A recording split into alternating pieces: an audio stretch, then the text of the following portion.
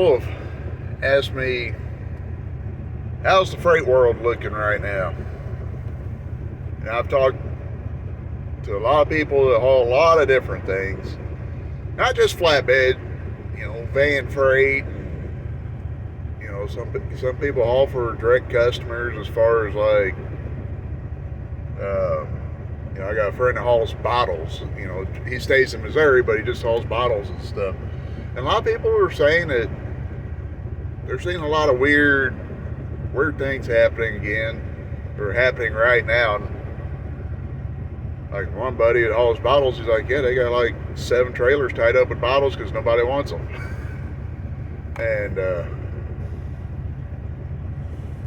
a lot of people are saying it's just slow. And I can tell you from our viewpoint right now, it is slow. And some people are, it's kind of a hard point because the cost of everything's so expensive right now, so you want to keep your prices high enough to where you're making money and being able to pay people. But yet there are guys in the trucking market, there are a lot of brokers and carriers.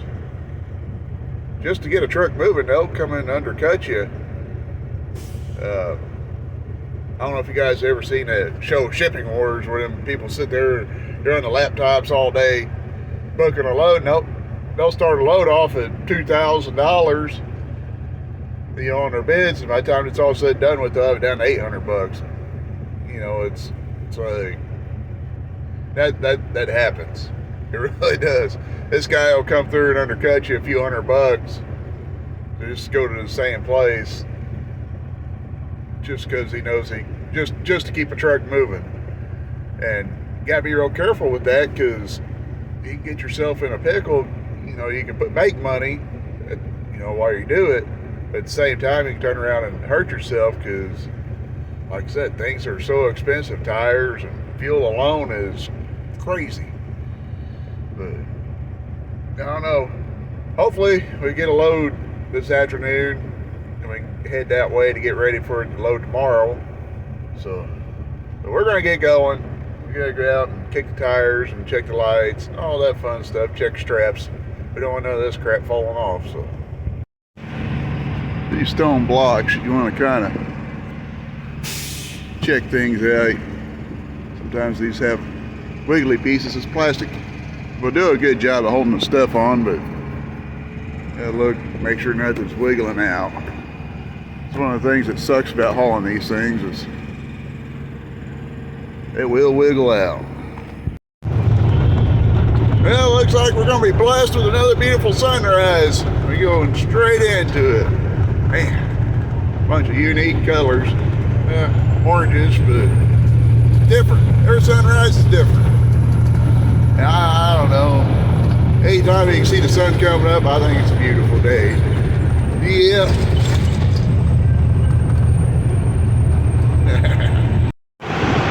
Looks like it's time to support OPEC again.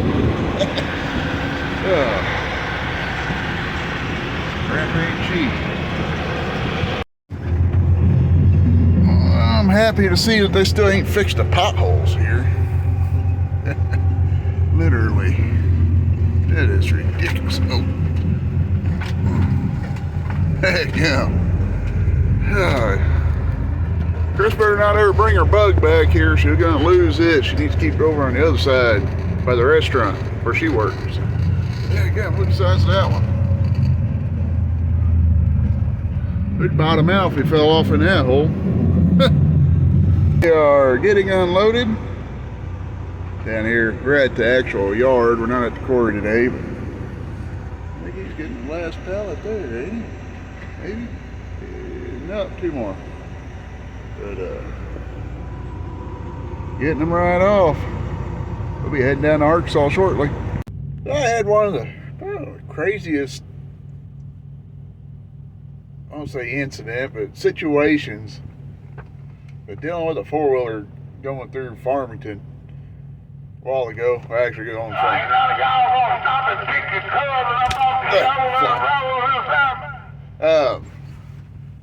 between Farmington and St. Genevieve, even though we went to Perryville, but we cut through 32 over to St. Gen. But daggum,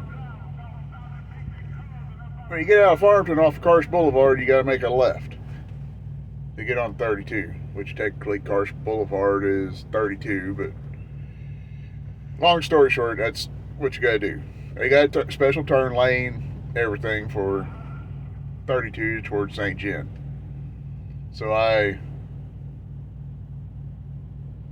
get to where you turn, and they got a gas station there, and people will stop, make a left turn in the gas station. But pickup truck, he got over in that turn lane like he was going to go to the gas station. So I turned my turn signal on and kind of started holding back a little bit, because it's kind of a screwed up deal. If I don't fit if there's more than like 2 cars at the light and somebody stops to go to the gas station. So I was kind of holding off, but he ended up going straight, so I started turning into the turn lane. I already had my turn signal on, and this lady comes out of nowhere and tries to pass me in the turning lane until she realized I was already starting over that way. Then she slams on her brakes and then gets in behind me.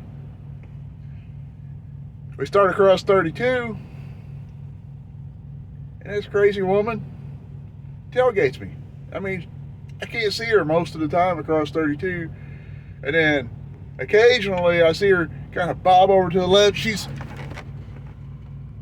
looking out the window trying to see around me, and you know, there's a couple really good passing straightaways where you can pass over there on 32. And I look back there and you can't even see her because she's so close to my back bumper. And as soon as we got out of the best passing zone, I mean, it was perfect conditions. You got a good, I think it's roughly a mile, straight stretch. There wasn't nobody coming. It was perfect. Nope, she didn't even pass me. We get down, what is it, probably about 3 miles before where we turn to go down to the quarry that we usually go to. There's a left-hand curve, can't see crap coming at you. But that's where she decides she wants to pass at. It's a no passing zone. And that's where she decides she wanted to pass. Gets in front of me. First I gave her the train horn as she was coming around me, let her know she was an idiot. She gives me the bird back. I guess I'm just an idiot truck driver. But she gets in front of me, it only gets about 2 truck lengths ahead of me, and it slows back down and goes the same speed that I'm going. It's like, are you that stupid, lady? We get to 55, I turn to make a left or right on the 55. Guess who's in front of me? It's that woman. I get down the bottom ramp and she's maybe doing 55 or whatever, so I start getting wound up. And you know, she's got a little bit of a jump on me because she was, you know, in a car. I started getting her wound up, get up about 65, and I start putting my nose.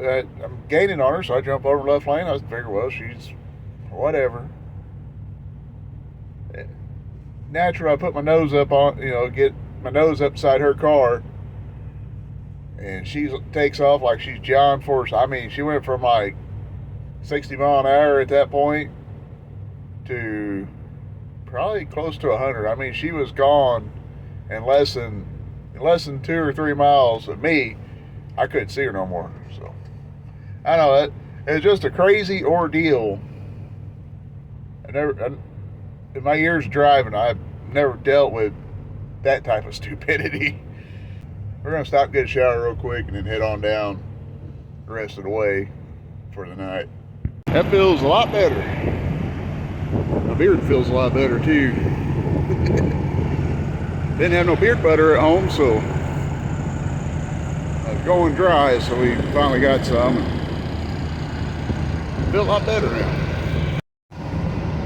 And just so you know, we make our own beard butter, but we haven't quite got the recipe perfected to the point that I would feel comfortable with selling it. So maybe once we get to that point, we might give it a whirl. But till then, if you're lucky, I'll give you a sample. Well, we are pulling into home for tonight. Yeah, I know. We come here all the time, but we're gonna park in our usual spot close to the overhang or pole barn, what do you want to call it there? The little building there. We always park over on this side. That way, if we need to use the porta john that gets mistreated, it's there or whatever. They got cotton out there. Lord of mine.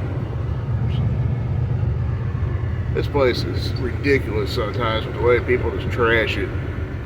I just can't believe it. Watching these guys.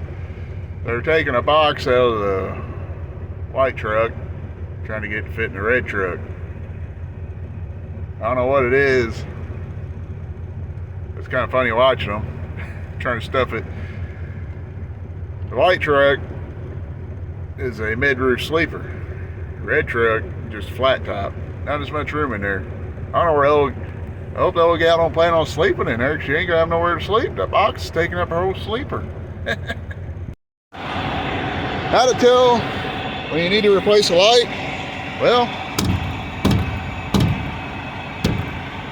when you hit it and it don't come on, it's time to replace it.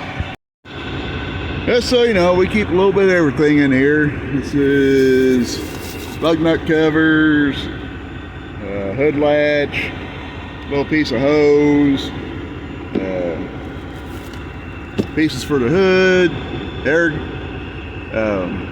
leveling valve, air hose, or air line I should say, lights and all that fun stuff, extra gas, your fuel caps, all our OD stuff. Try to keep it where we don't have to shut down. We can make it back home before we have to call it quits, so to say. So the more self-sufficient that you are in the industry, or at least with a truck, the better off you are. Some of these guys don't even know how to change this little light right here. There's guys that wouldn't have a clue or even begin to change that light. We have to put an LED in it too, so we don't have to worry about it for a while, hopefully. That's the only issue I knew of. Well, I guess it's that time again. Or we say, sail along, happy trails. Don't leave, wise man. We'll see y'all tomorrow. God bless you. Stay safe.